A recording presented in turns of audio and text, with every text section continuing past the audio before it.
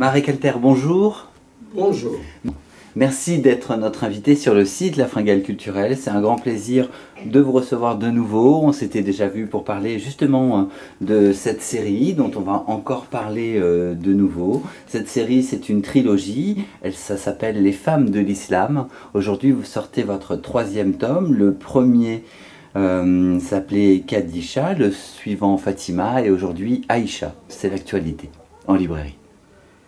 Tout à fait, tout à fait. Quand j'ai commencé ma série sur les femmes dans les grandes religions monothéistes, je ne pensais pas que la religion va envahir notre espace public.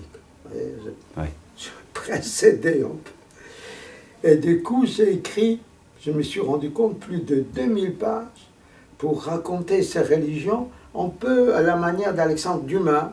Voilà, il se passe des choses, il y a des aventures, des amours, des chevauchées, mais à travers les femmes.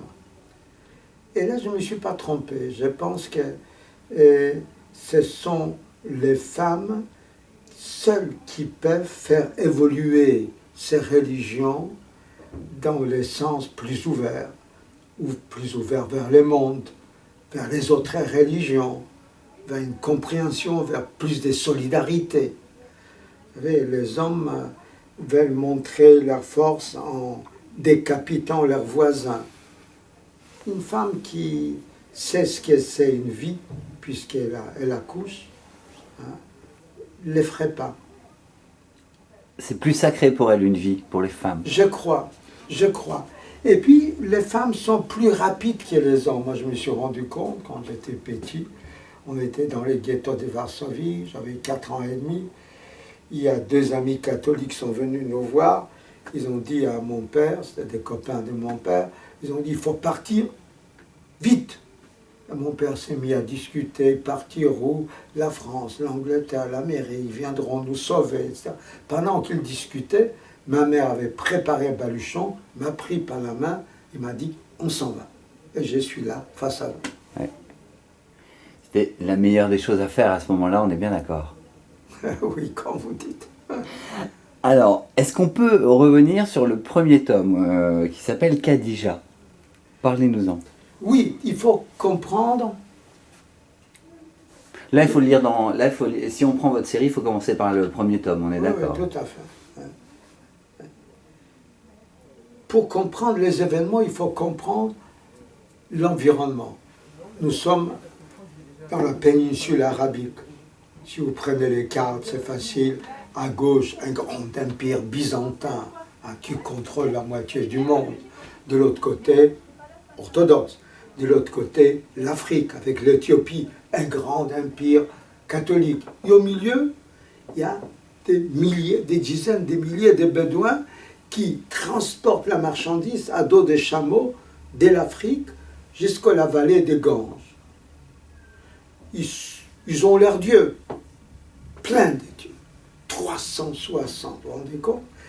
Ces carrés noirs que nous voyons souvent à la télévision, à l'Arabie Saoudite, à la Mecque, autour desquels millions de pèlerins tournent à l'infini, ça existait déjà.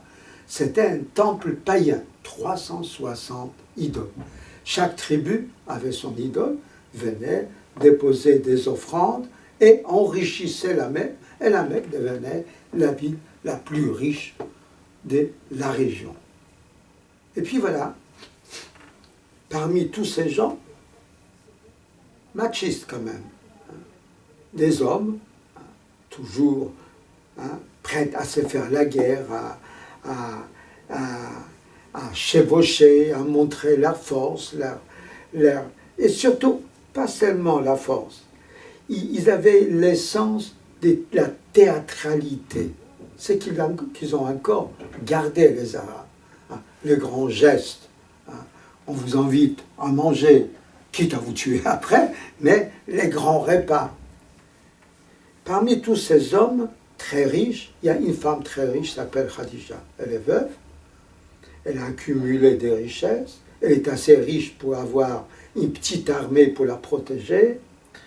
Et un jour, il y a un chef d'une tribu, Hachémite, on a entendu parler, le roi de Jordanie est un Hachémite, vient la voir, il dit, cousine, j'ai un neveu, il cherche du boulot. C'est tellement moderne, c'est extraordinaire. On dirait que c'était hier.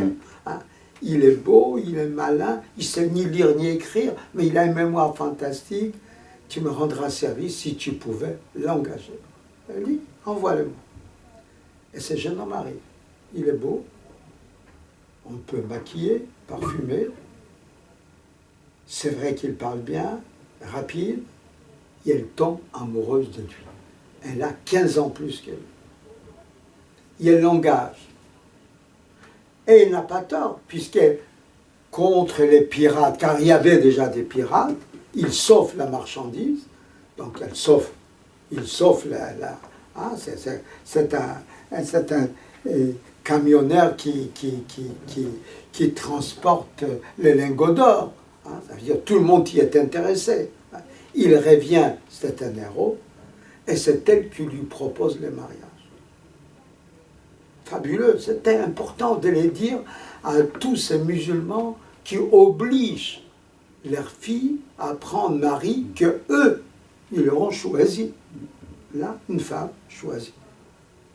Et là, on peut peur qu'ils la prennent pour son argent, mais il l'aime. Et tant qu'elle est vivante, hein, il lui est resté fidèle. Il s'enrichit, et un jour, 15 ans plus tard, 25, il a déjà 40 ans, l'âge des Saint Paul quand il rencontre le Christ, lui il rencontre l'ange Gabriel. Il entend, il voit qu'il dit, comme dans la Bible, Mahomet, Mahomet. Et il se retourne, il voit un sort de personnage qui lui déroule un rouleau où il y a quelque chose d'écrit, et le personnage dit, lis. Et Mahomet dit, je ne sais pas lire. Lis, je ne sais pas lire. Et là, l'ange Gabriel lui dit, d'accord, alors moi je vais lire, et toi tu vas réciter derrière moi. Et le Coran veut dire récitation. Et qu'est-ce qu'il arrive? Ce jeune homme court à la maison voir sa femme, 15 ans plus âgée, c'est aussi sa maman. Il tombe sur ses genoux, il dit, Khadija, ma chérie, je deviens fou. Il dit, calme-toi, raconte, qu'est-ce qui t'est arrivé? Il lui raconte. Il dit, mais c'est formidable. Peut-être nous aussi, on aura notre prophète. Demain, je vais convoquer tous les sages de la ville et tu vas les raconter. Il dit, oui, mais personne ne me croira. Et là, c'est elle, avec une phrase, lance la nouvelle religion monothéiste. Elle dit, moi je te crois. C'est magnifique. Voilà Khadija.